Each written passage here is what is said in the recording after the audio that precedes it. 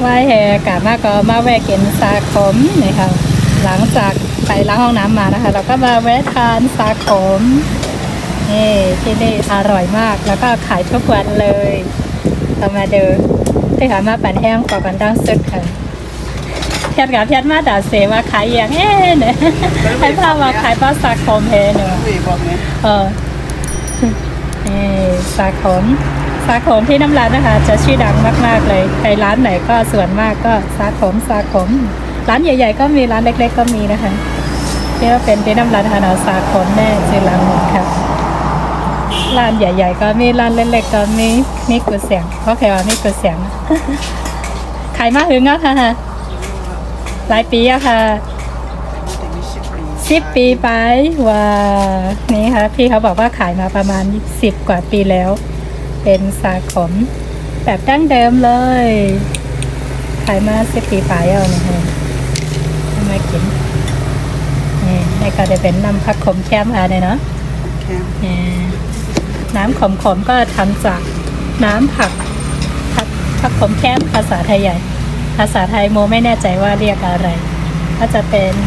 คล้ายๆมะเขือหรือว่าพี่หนังป้องไหนว่าจะมีนี่ก็คนตั้งแต่มันก็โอ้ยยาวให้ดีนะอะไรเขาไฟหนังเส้นด้วยมีแต่คนมาซื้อสาขมเลยน่าอร่อยมากที่ราดน้ำด้วยครั้งแรกที่เรามาทานเรามาลองดูกันนะคะ10 กว่าปีถือว่านานพอสมควรค่ะซาขมนะคะต้องทานกับพริกใครที่ชอบพริกก็ทานกับพริกถึงจะอร่อยชอบไหมชอบพริกไหมชายก็จะใส่พริกด้วยมีคนมาสั่งไปนะคะแล้วก็มีคนมานั่งทานตลอดเลยที่นายก็แต่นี่พี่น้องมากินแต่เสียซาขมท่านนำก็เดี๋ยวมาสั่งซาขมทำจะมาขายอะไรเดียวโอ้ยปน่าเลยขอนหนึ่งนี่ก็เป็นวันใหญ่ๆค่ะเนาะคล้ายซุปมะเขือแต่ว่าจะทำจากมะเขือแล้วก็ผักอะไรนี่แหละโมไม่แน่ใจจำไม่ได้แล้วก็มีกินใจก็ใส่เนื้อก็อะไรขนาดว่ากินใจก็จะเป็นเส้นไหนคะนี่ก็สำหรับทานเจนะคะถ้าหากว่าอยากจะใส่เนื้อสัตว์ก็ได้มาทานด้วยกัน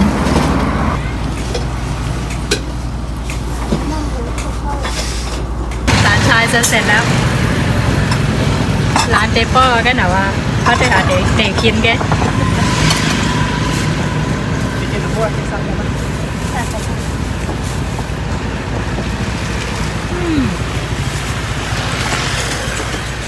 เส้นนะคะก็จะเป็นจากขนมจีนแล้วจะมีน้ำขมๆแล้วก็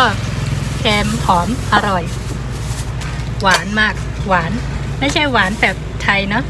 หวานภาษาไทยใหญ่เรียกว่าอร่อยถ้าหากว่าหวานภาษาไทยใหญ่จะเรียกว่าเจมนี่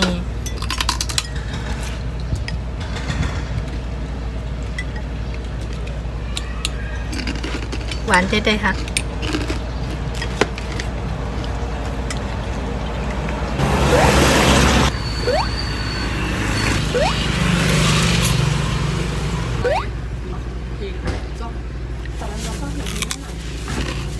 อันกับแคบหมูก็ได้ให้กินล่อน้ำป้องก่อนแล้วพวกหมูเนื้อขับบนกาที่เลยมาค่ะเดี๋ยวจะมามักซาขมมักซาส้มเปิดกินต่อมักลอยกินต่อกำลอยทั้งมักซาขมทั้งมักซาส้มใส่หอนมาจำไผ่นี่ค่ะร้านนี้คนมาทานเยอะมากมีคนมากินน้ำเต้อันว่าไปสั่งก็มีอันว่าไปกินก็มีถ้าเด็กๆมากก็มีร้านนี้แบบว่าคนมาทานแบบไม่ขาดเลยนะคะเพราะว่าอร่อย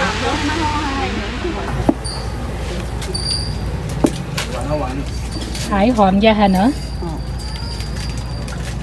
ต่างบอกมากินอะไรกันส่วนนี้นะคะก็จะเป็นอาหารเช้าหรือทานเล่นๆตอนไหนก็ได้ค่ะเรียกว่าข้าวซอยล้อโถพูหรือโถพูอุ่นอะไรแบบนี้ แต่ว่าอันนี้อร่อยมากๆแล้วก็เป็นอาหารประจำของพี่น้องไทยใหญ่เลยนะคะถั่วพวกนี้นะคะก็จะทำจากถั่วนะคะถั่วนี่คือสั่งยากมากแล้วก็แพงด้วยค่ะและมีประโยชน์ด้วยแถมเครื่องเทศนะคะก็จะมีถั่วลิสงกระเทียมเจียวซีอิ๊วหวานนะคะเพียงเท่านี้เองค่ะถ้าใครชอบเผ็ดก็คือสามารถเติมพริกลงไปได้เลยนะคะแบบอร่อยมากๆใครที่เห็นแล้วที่อยู่ที่ไกลๆแบบถ้าเห็นแบบนี้แล้วคงคิดถึงแย่เลยค่ะเร็วมากตั้งแต่โมมานะคะมีคนมาทานตลอดเลยเดี๋ยวเมื่อมากินในแต่ละที่เขาไปไล่นั่งแฮกัมมาเนาะมีคนมากินค่ะเท่ๆว่าไรเค็มว่าไรลือค่ะทั้งคากาคือค่ะนางป้องสองถูกแก เป็นชีเล็กเลยค่ะ สีเอง